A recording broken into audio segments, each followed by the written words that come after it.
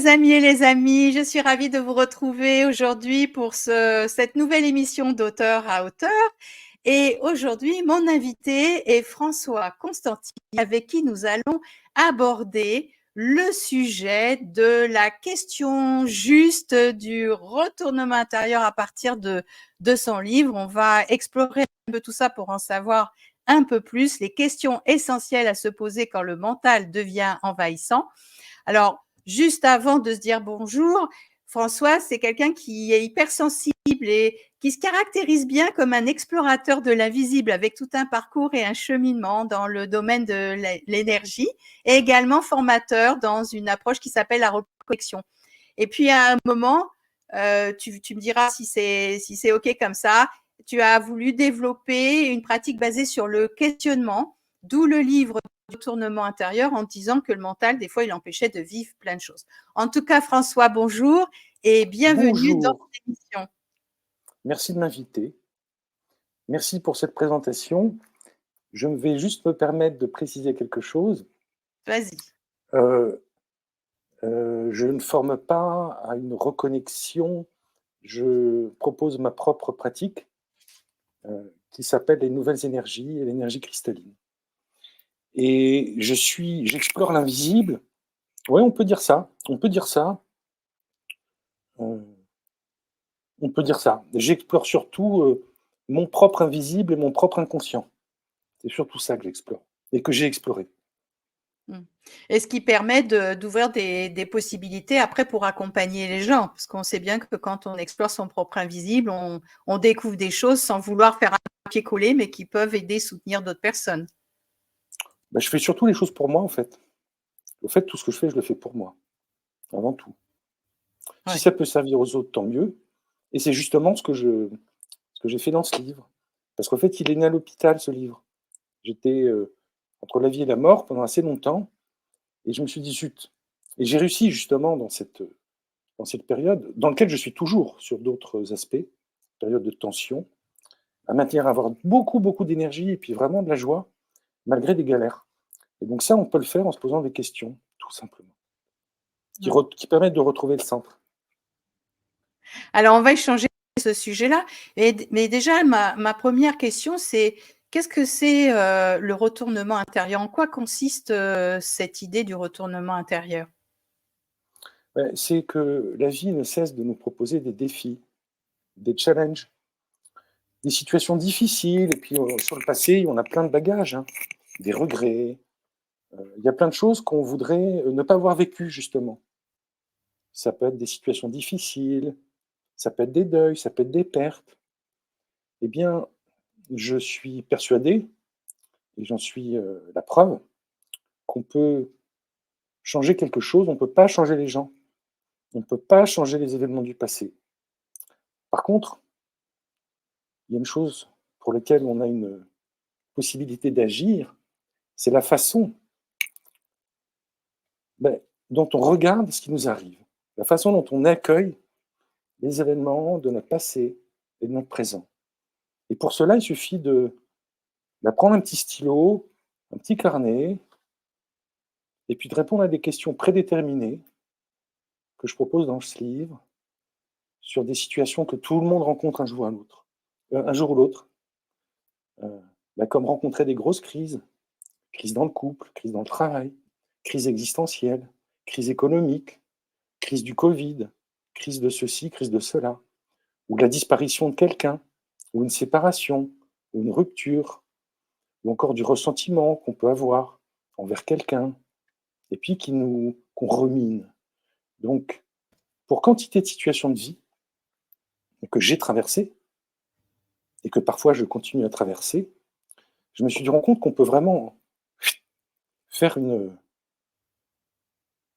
retrouver l'équilibre, retrouver le centre dans n'importe quelle situation. Et c'est génial, parce que ça enlève un petit vélo qu'on a dans la tête, qui rumine les situations. Alors moi, ce que je propose, c'est de réagencer un peu la façon dont on voit les choses.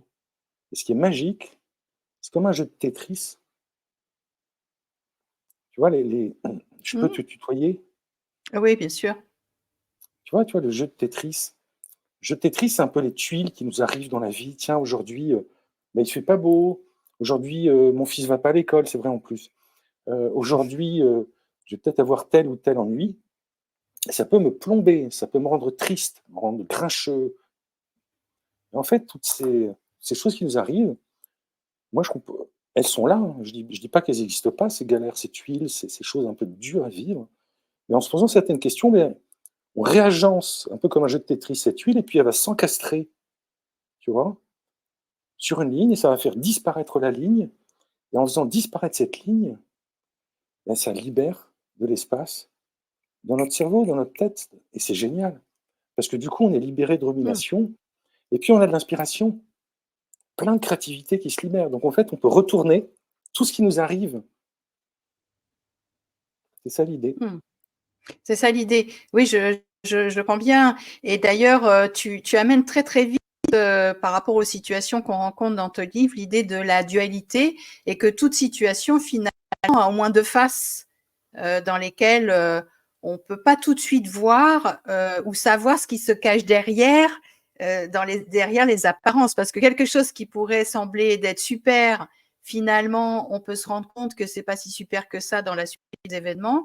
Ou à l'inverse, quelque chose, on se dirait, mince, ça ressemble à une tuile, comme tu amènes l'idée, et derrière, mais c'est pas une tuile, avec, tu amènes une petite parabole, en fait, un texte de démarrage.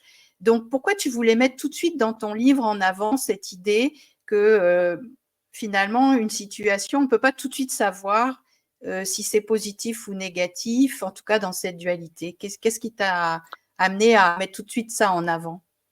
Merci de me poser cette question. En fait, je n'emploie jamais le terme dualité dans ce livre. Mmh. Jamais, jamais. Et en fait, je crois que la magie de tout ça, il y a une magie, c'est que c'est la différence entre ce qu'on croit qu'est la réalité et ce qu'est le réel avec un grand R.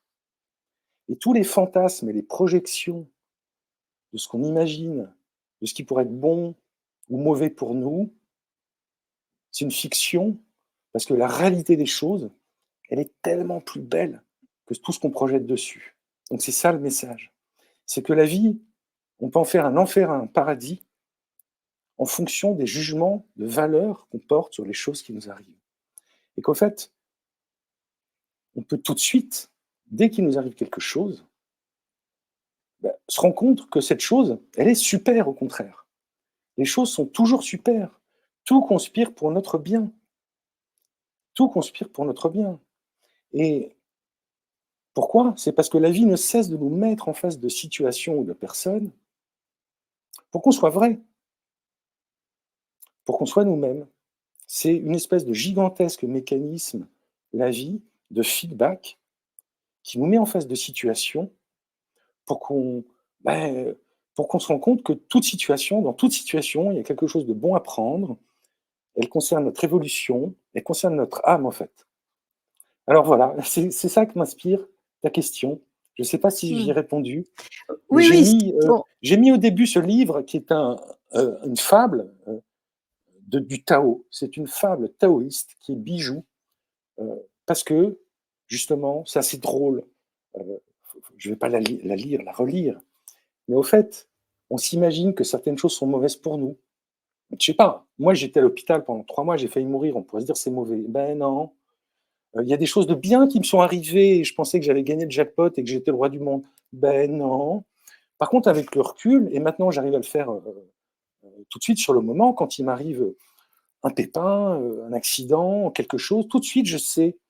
Et plus on développe cette gymnastique de se poser des questions, c'est pour trouver la lumière en fait. Dans toute situation, il y a un ordre caché. Il y a un équilibre caché dans toute situation. C'est dingue. Et on Mmh. passe souvent à côté de sa vie. On se rend compte que partout, la lumière, et donc l'amour était partout. C'est quand même fou. Et donc avec ces questions, c'est pas un truc de concept. C'est ça en fait. Moi, j'ai pas de discours. Moi, je pose des questions. C'est dans le réel de ma vie, dans la réalité des toutes petites choses de ma vie, que je me rends compte qu'il y a un ordre et qu'il y a justement cet équilibre incroyable entre des choses qui peuvent nous paraître positives, qui peuvent nous paraître négative, tu vois, en permanence, il y a cette danse. Et c'est juste le grand principe du tantra, du Tao, du stoïcisme, et finalement de beaucoup de religions que je propose. Donc c'est complètement universel comme truc, tu vois, c'est vraiment, c'est le Tao, c'est le tantra, c'est la voie du milieu, c'est le stoïcisme, c'est la voie du centre, c'est aussi de la science, parce que je parle pas mal de science. Et tout ça est confirmé par la science. Voilà, la plus petite particule de lumière, là on va parler, je vais faire comme si j'étais le CNRS, là, tu vois, parce que j'étudie, je continue à me régaler, à aller dans la science, la religion, et ce que je propose dans mon livre, c'est une grille en béton armé. Enfin, elle est plus écologique que le béton armé. C'est une grille Oui, quand même. solide et fiable, pour justement comprendre qu'il y a en permanence cette danse entre le plus et le moins. Le plus et le moins.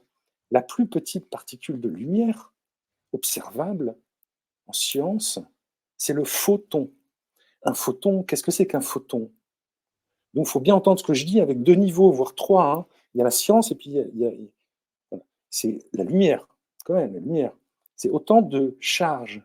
Un photon, c'est pile autant de charges négatives, électriques négatives, que de charges électriques positives. Ça veut dire que la lumière, c'est autant de plus que de moins à un moment donné. Ça veut dire qu'en permanence, il y a, et on ne le voit pas, il y a un truc, il y a autant de choses plus que de choses moins dans ma vie.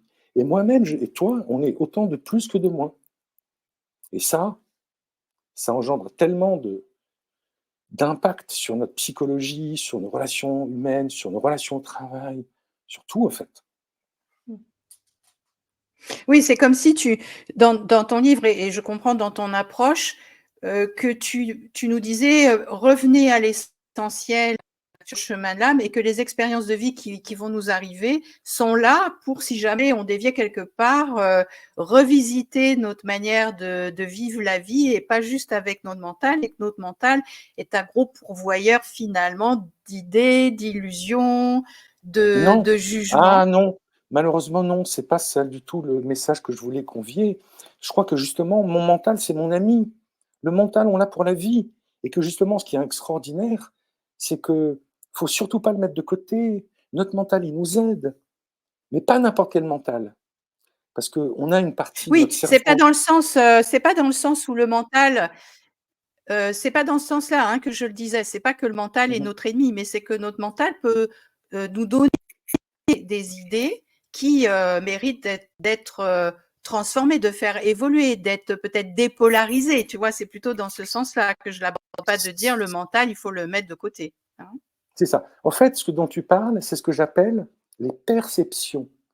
C'est-à-dire que les perceptions, effectivement, c'est la façon dont on évalue, dont on soupèse, dont on filtre, dont on juge, eh bien, les gens qu'on rencontre ou les situations qu'on rencontre. Et là, effectivement, notre mental, comme tu dis, en fait, ce sont nos perceptions qui peuvent être plus ou moins proches du juste, comme tu as prononcé ce mot, les questions justes, des vraies choses. Et bien souvent, nos perceptions, la façon dont on voit les choses, sont colorées, sont filtrées, sont déformées par quoi? Alors certains appellent ça les biais, biais de confirmation, biais de subjectivité, nos croyances. En fait, elles sont déformées par quoi? Par toutes les blessures d'amour qu'on a eues depuis qu'on est petit. C'est tout. C'est-à-dire qu'on ne voit pas les choses telles qu'elles sont.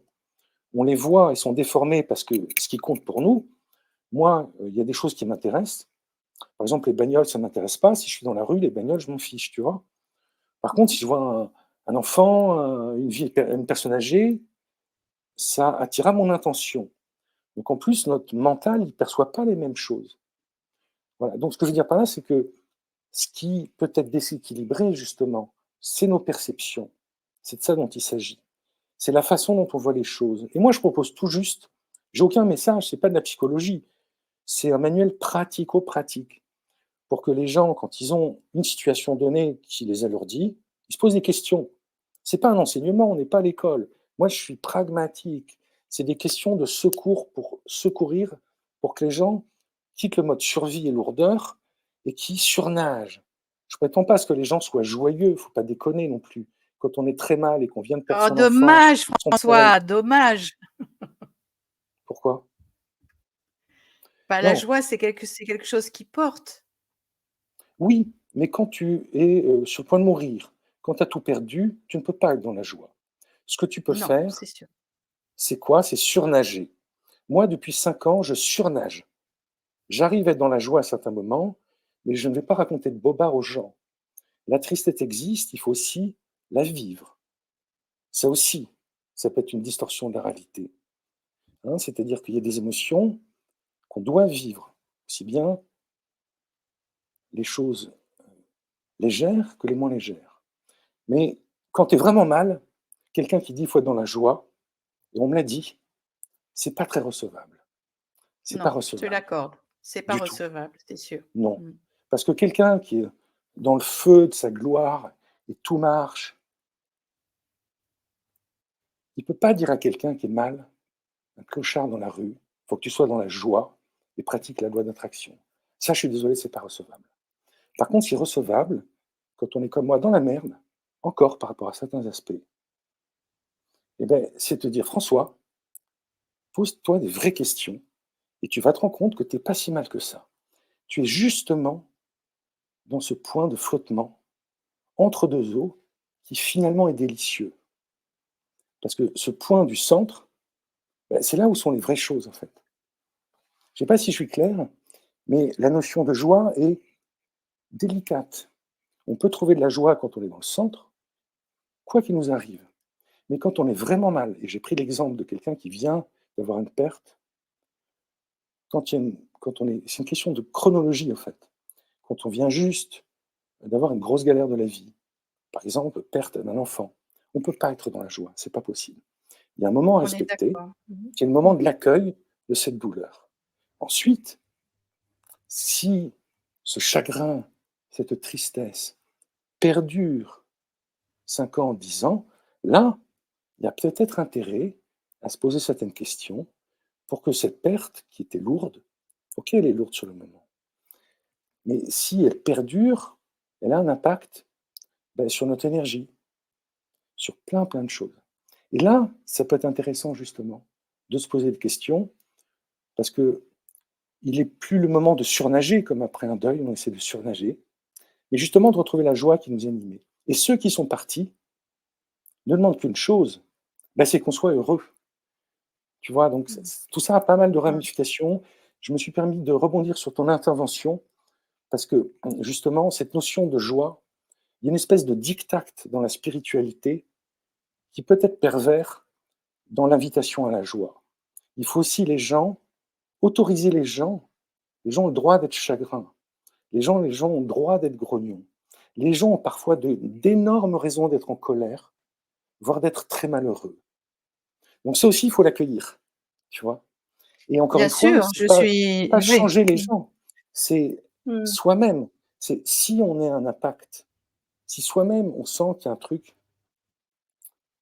qui, voilà, il s'agit de soi avec soi.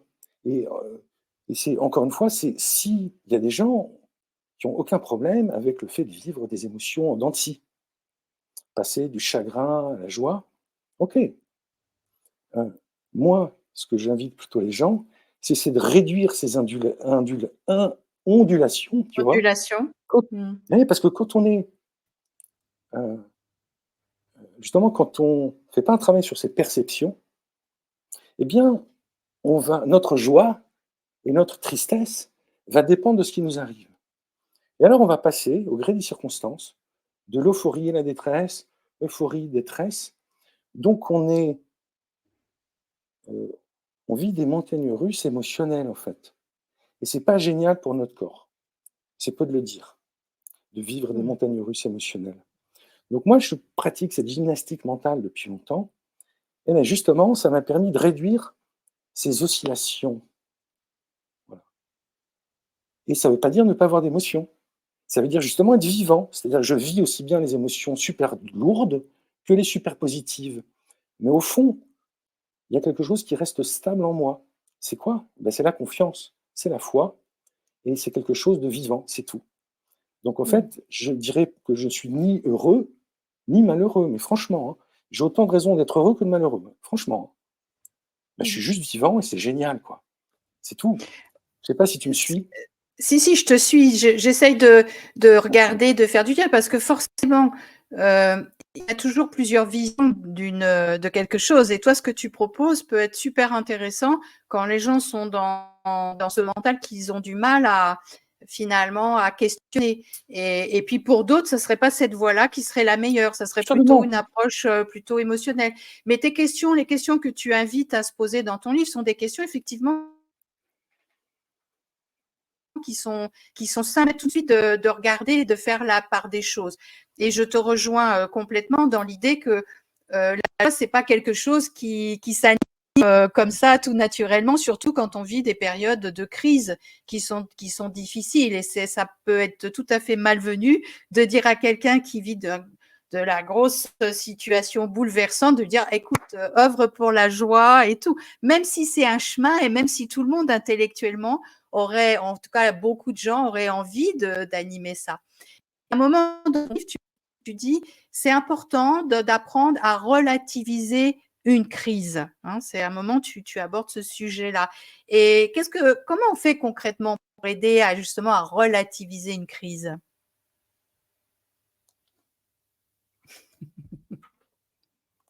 Je vais donner juste. Alors, je vous invite quand même à regarder dans le livre, parce que je développe quand même un peu plus que ce que je vais faire. Mais je vais juste vous donner un petit truc qui m'a beaucoup aidé. Eh bien, quand on peut effectivement, à un moment donné de sa vie, avoir par exemple une grosse galère de santé, ou une grosse galère de couple, ou une grosse galère financière. Eh bien, et souvent, on peut avoir tendance à se dire: «Oh là là, je suis vraiment la shkumoun, ça va pas du tout». Alors ça veut peut-être pas du tout dans un domaine de votre vie. Voilà, ma clé, c'est toujours s'ouvrir à toutes les dimensions de notre vie. C'est-à-dire qu'on n'existe pas que par exemple, on a une dimension physique, mentale, sociale, spirituelle, amoureuse, heu, financière. Donc quand on a une crise, peut-être que ça va pas bien dans le secteur, mettons, financier de l'argent, mais peut-être que votre couple va super bien. Peut-être que dans cette crise, bah, mettons que ce soit une crise, amoureuse, mais peut-être que dans votre domaine financier, l'argent, ça va super bien. Peut-être que dans votre couple, ça va pas, mais peut-être que dans la sphère sociale, ça va super bien, les amis, et cetera, et cetera, et cetera. Peut-être que la santé, ça va pas, mais peut-être qu'il y a un domaine de votre vie, un secteur de votre vie, dans lequel ça va super bien. Par exemple, peut-être que spirituellement, ça va super bien, vous êtes connecté, que malgré votre problème de santé ou amoureux, bah, vous êtes guidé, vous êtes connecté, vous avez la foi. Donc, en cas de crise, pour la remettre à sa place, bah, c'est qu'on n'est pas juste. Par exemple, si la crise, elle est dans votre couple, bah, vous n'êtes pas qu'un couple, vous avez aussi des amis, vous avez ce que vous pensez. Donc, je donne, c'est arbitraire, hein, 7-8 grands domaines de la vie. Et donc, cette espèce de gymnastique toujours que je propose, eh ben, en fait, c'est des questions qu'on n'a pas l'habitude de se penser parce qu'on peut vite être omnubilé, tu vois, par un problème, genre heu, c'est la crise au travail, j'ai une grosse pression. OK, c'est vrai, mais il faut regarder tous les domaines de la vie qu'on a. Donc le physique, ça peut être la santé, notre beauté, ce qu'on mange, le physique. Et puis, donc ça peut être le physique, c'est le corps, et puis l'alimentation, le sport. Il y a le domaine mental, c'est les pensées, les idées. Le domaine social, c'est les amis, le domaine amoureux, la famille, le spirituel, et cetera, et cetera. Donc c'est comme ça qu'on peut, se rendre compte que, en fait, la vie est bien faite et on se rend pas compte que parfois on croit que ça va pas du tout dans notre vie, alors qu'il y a des secteurs qui vont super bien. Et au contraire, tu m'as pas posé la question, mais parfois on dit: «Tout va bien», par exemple, mettons que professionnellement, ça soit la folie, un tu sors un livre, ça devient un best-seller, je sais pas, tu vois? tu viens de toucher un héritage, OK, enfin, tu vois, je sais Mmh. pas moi, tu viens de remporter le Tour de France ou de faire un concert devant 200 000 personnes, attention quand on est justement dans cette euphorie, parce qu'il est évident qu'il y a un secteur de notre vie qu'on a délaissé et qui mériterait plus d'attention et qui va pas. Et c'est pas être rabat-joie, c'est justement ce process de retrouver l'équilibre. En permanence, la vie nous donne du soutien, du défi, des choses sympas, des choses moins sympas et c'est ça la vraie vie. Mmh. Donc tu nous dis qu'en fait, donc tu as bien répondu dans cette idée de défocaliser finalement, ce qui, serait là le secteur de crise pour le remettre, dans un ensemble et qui minimise les choses. Mais tu amènes aussi cette idée de: «OK, il y a un domaine qui est en expansion, mais regardez aussi les autres comment ils sont», toujours dans cette idée d'équilibre et d'harmonie, hein. C'est ça que tu Moi, ramènes, la je voie du préfère juste milieu en fait, hein? en fait, il y a 2 cas de figure. Soit on est victime des circonstances, soit on est maître de soi-même et de son destin. C'est aussi simple que ça, hein. Moi, je préfère être maître à bord, hein, que victime de ce qui m'arrive, hein, c'est clair, hein. Et justement, en Mmh. se posant ces questions, je m'immunise contre des déceptions futures. Mmh. Oui, et ça, je crois que c'est un sujet qui est hyper important, le fait de sortir d'une victimisation, quoi qu'il se passe, et de se dire qu'on a des moyens, il y a des voies, des chemins. Et c'est en ça que c'est intéressant ce que tu proposes par rapport à ce que tu as mis dans le livre. Donc, je réaffiche la couverture, qui est le retournement intérieur, avec ce sous-titre, les questions essentielles à se poser quand le mental devient envahissant, avec cette idée, je pense, vous l'avez compris, de retrouver en fait une harmonie et de rester être à bord de son bateau. Oui, mais oui, parce qu'au fond, mais c'est dingue, à tout moment, enfin, je veux dire, on a énormément d'énergie en nous qui est disponible, à tout moment. Et ce qui empêche cette énergie qui est dingue qu'on a à l'intérieur, c'est ces petits trucs qui tournent dans la tête, où on ne voit pas la réalité telle qu'elle est, c'est-à-dire magnifique et merveilleuse. La vie nous veut du bien. La vie nous veut Mmh. du bien. Et c'est pas un concept spirituel. Moi, c'est dans le réel. Je suis un gars pragmatique avant tout. J'ai les pieds sur terre. Truc de fou, c'est que je me suis rendu compte en regardant ma vie, mais vraiment la vie réelle, quoi. En regardant sa vie réelle, eh ben, on se rend compte qu'il y a des trucs géniaux, même quand on croit que c'est la galère. Mmh. Donc, c'est en regardant la réalité de sa vie, mais ça, on n'a pas l'habitude de le faire, parce que justement, dans la psychologie classique, il y a cette notion de victime et de bourreau, et d'étiquette qu'on met sur les gens. Alors, c'est un système qui peut fonctionner pour certaines personnes. Moi, je trouve qu'il a des limites. Toutes les questions que je propose, elles visent à répondre, à dire à la fin merci. Ben merci, merci pour l'expérience, quoi. Merci. Et pour moi, c'est ça le truc. C'est que quoi qu'il nous arrive, c'est un cadeau. Mais comment découvrir que tout ce qui nous arrive, c'est un cadeau? Ben, en se posant des questions pour changer de regard sur la réalité. Tu vois, c'est comme un diamant, quoi. Il a plein de Mmh. facettes. La vie, elle a plein de Mmh. facettes. Donc moi, je propose juste des questions. J'ai fait le boulot à la place des gens. Les questions, je me les pose depuis que je suis né, quoi, pour comprendre comment le monde fonctionne. Mmh. Donc, et en se posant ces questions, on n'a pas l'habitude. Là, petit à petit, on se rend compte que ce qui nous arrive, c'est bon pour nous. Des fois, c'est dur, c'est clair, mais c'est bon. Mmh. Quand on arrive à sortir de ce moment, tu vois, ce message, c'est un peu comme si tu disais pour certaines personnes, soyez joyeux, alors que ce que vous venez de vivre, Je c'est sais une pas un galère. message, c'est des questions. J'ai aucune Oui, réponse. non, Moi, non, je c'est pas ça que pose je que voulais des dire. questions. Dans les questions, mais tu vois, pour certaines personnes qui vivent des grosses crises, c'est pas évident de se dire, il y a un message derrière ça, il y a un cadeau derrière ça, parce qu'ils sont en plein dans leur souffrance finalement. Mais ce que Absolument. François ramène, c'est au-delà de ça, garder l'espoir, parce que au-delà de ça, il y a quelque chose qui sera bon, au-delà de ce que vous vivez de souffrant aujourd'hui. Euh, Moi, je dis à n'importe quelle personne, passez une demi-heure à répondre à ces questions, vous verrez plus les choses de la même façon, hein. Mm. Donc, c'est pas un message.